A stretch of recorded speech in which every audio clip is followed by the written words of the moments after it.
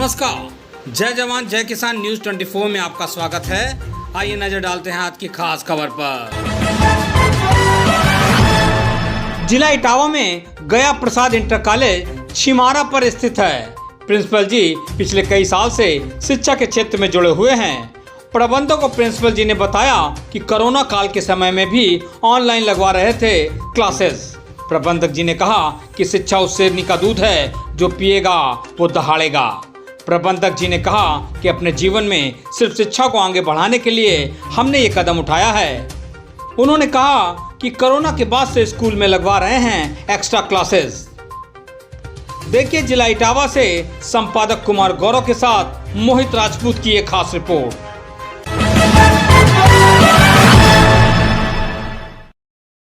आप देख रहे हैं जय जवान जय किसान न्यूज 24 में कुमार गौरव। आज मैं हूँ जिला इटावा में और इटावा का ब्लॉक सेफई। अभी जहाँ बैठा उस विद्यालय का नाम है श्री ज्ञा प्रसाद यादव इंटर कॉलेज। हमारे साथ बात करने के लिए उपस्थित यहाँ से प्रधानाचार्य महोदय।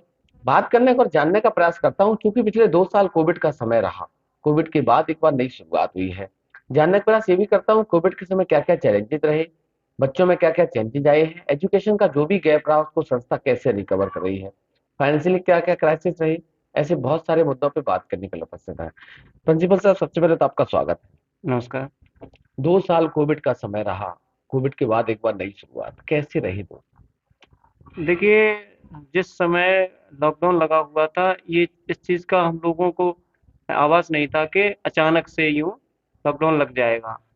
और लॉकडाउन लगने के बाद जो स्थिति थी, बच्चों की स्ट्रेंथ भी घटी है। ये मतलब ये हमारा वो है कि स्ट्रेंथ घटी है। और दूसरी बात, बच्चों की शिक्षा स्तर भी बहुत डाउन हुआ है। अब शिक्षा स्तर चूँकि जो ऑनलाइन क्लासेस का सिस्टम जो रहा है, ऑनलाइन क्लासेस के लिए जो बोला गया था उस समय कि ऑनलाइन क्लासेस चलाई जाएंगी, तो यहाँ जिस जगह आप बैठे हुए हैं ये रूरल एरिया है। यहाँ हर किसान आदमी है, हर आदमी के पास स्मार्टफोन भी नहीं है, तो लोग बच्चों को नहीं पढ़ा पाए। और यहाँ का लोगों का स्तर भी बहुत अच्छा नहीं है। जो बैकग्राउंड है उन लोगों का, अभिभावकों का, वो बहुत अच्छा नहीं है। तो इसके कारण बच्चे नहीं पढ़ पाए। तो इस चीज़ से शिक्षा स्तर पे भी प्रभाव पड़ा है। क्या लगता है आपको एजुकेशन का जो भी गैप हुआ उसको रिकवर करने में कितना समय लगेगा? मैं समझता हूँ ये पूरा सेशन तो लग ही जाएगा। गवर्नमेंट से कोविड के समय किस तरीके का सहयोग रहा? गवर्नमेंट से विद्यालय संबंधी तो कोई सहयोग नहीं रहा है। विद्यालय संबंधी तो मैं समझता हूँ कोई सहयोग नहीं रहा है। और जहाँ तक मैं जानता हूँ, गवर्नमेंट ने किसी भी चीज़ पे खरा नहीं उतर पाई, क्योंकि हमारी फैमिली में भी कुछ लोग पेशेंट थे। तो मैं समझता हूँ उस समय जो परेशानियाँ हम लोगों ने उठाई हैं, तो मैं इस चीज़ को बहुत भली भांति जानता हूँ। इसलिए मुझे नहीं लगता कि गवर्नमेंट इस चीज़ पे बहुत ज़्यादा खरी उतरी है। एजुकेशन का जो भी गैप हुआ उसको कितना समय लगेगा रिकवर होने में? ये 2022 और 23 का सत्र तो पूरा जाएगा, क्योंकि जो 21 और 22 और ये आधा नेक्स्ट वाला, तो ये दोनों का जब गैप हुआ है तो 2 साल का गैप मान के चलिए। अब 2 साल को कम से कम 1 साल तो रिकवर करने में लग ही जाएगा। क्या लगता है आपको मानव जीवन में शिक्षा को कितना महत्वपूर्ण मानते हैं? देखिए, मानव जीवन में शिक्षा का तो सबसे महत्व है ही है। और चूंकि मैं समझता हूँ, मैंने ये विद्यालय जो खोला है ज्ञा प्रसाद यादव पब्लिक स्कूल, ये हमने अपने बाबा के नाम से खोला है। आप समझते हैं, मैं पढ़ा लिखा हूँ, मैं फार्मासिस्ट भी हूँ। मैं चाहता तो और भी कोई काम कर सकता था, लेकिन मैंने विद्यालय ही खोला क्योंकि मैं समझता हूँ यहाँ जो इस जगह पे शिक्षा का स्तर बहुत निचला स्तर था।